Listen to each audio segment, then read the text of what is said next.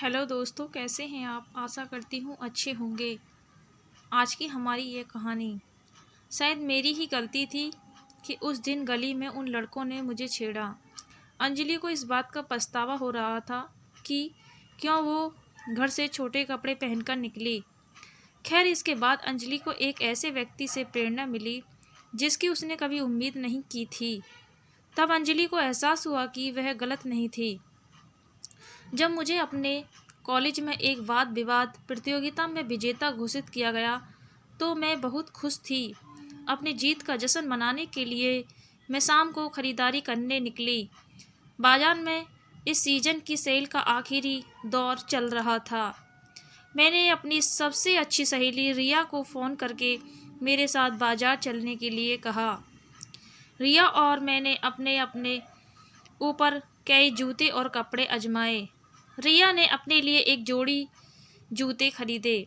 मुझे एक लाल रंग की शर्ट ड्रेस पसंद आई। वह ड्रेस इतनी अच्छी लगी कि तभी मैंने सोच लिया कि इसे यहीं से पहनकर घर जाऊंगी। रात के 8:30 बजे थे। हमने जाने से पहले अपना पसंदीदा पानी पूरी खाया। रिया का घर वहाँ से नज़दीक था, इसीलिए वह पैदल ही चली गई। मैंने घर आने के लिए एक ऑटो लिया। ऑटो से मैं घर के पास वाले चौराहे पर उतर गई। वहाँ से मुझे पैदल घर पहुँचने के लिए 5 मिनट लगते थे। जैसे ही मैं घर जाने वाली गली में मुड़ी, मुझे अपने पीछे किसी के चलने की आवाज़ सुनाई दी। मैंने पीछे मुड़कर देखा तो 3 लड़के दिखे। मैं उन्हें नहीं जानती थी।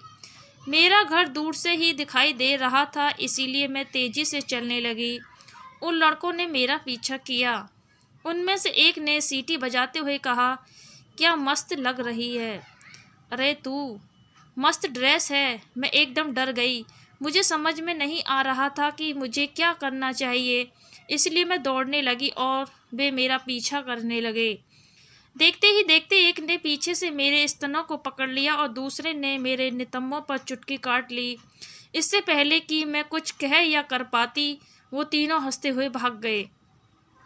मैं सदमे में थी। मैं घर से महज कुछ ही कदम दूर थी, इसलिए मैं चुपचाप घर के अंदर आ गई। मैंने अपनी माँ से कहा कि मैं बाहर से खाकर आई हूँ और अपने कमरे में चली गई।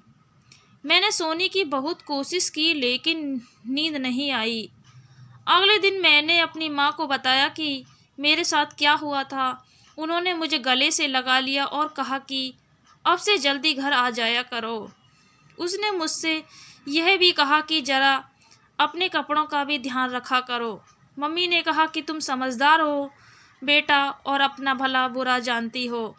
कल को नुकसान तुम्हारा ही होगा, उनका कुछ नहीं जाएगा। मुझे समझ में नहीं आ रहा था कि मैं मम्मी की बातों का क्या जवाब दूं।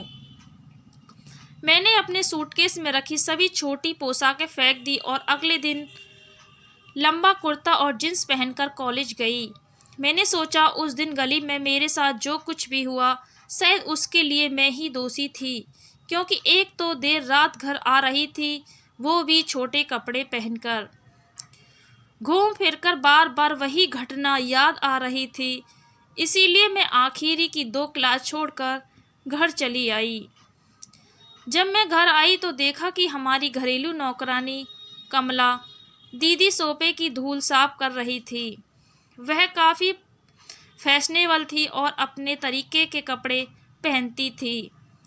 उस दिन उसने एक खूबसूरत बैकलेस ब्लाउज और साड़ी पहन रखी थी। सब ठीक है बेबी जी, उसने मुझसे पूछा। मैंने बस हाँ में सिर हिलाया। जब उन्होंने मुझे कुछ चाय और नाश्ता दिया तो मैंने उनसे पूछा, कमला दीदी, आप रोज़ बहुत सारे सुंदर कपड़े पहनती हो और देर रात तक आपको बाहर भी रहना पड़ता है, आपको डर नहीं लगता कि कोई कुछ कर देगा।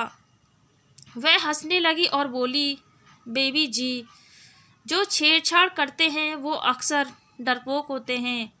उनकी वजह से मैं क्यों डर डर के जीऊँ। मैं तो वही पहनूंगी जो मेरा मन करेगा। उन्होंने फिर एक घटना सुनाई जहां वह काम करती थीं। वहां उनके मालिक ने उसे चूमने की कोशिश की। कमला ने शोर मचाकर पूरे मोहल्ले को इकट्ठा कर लिया।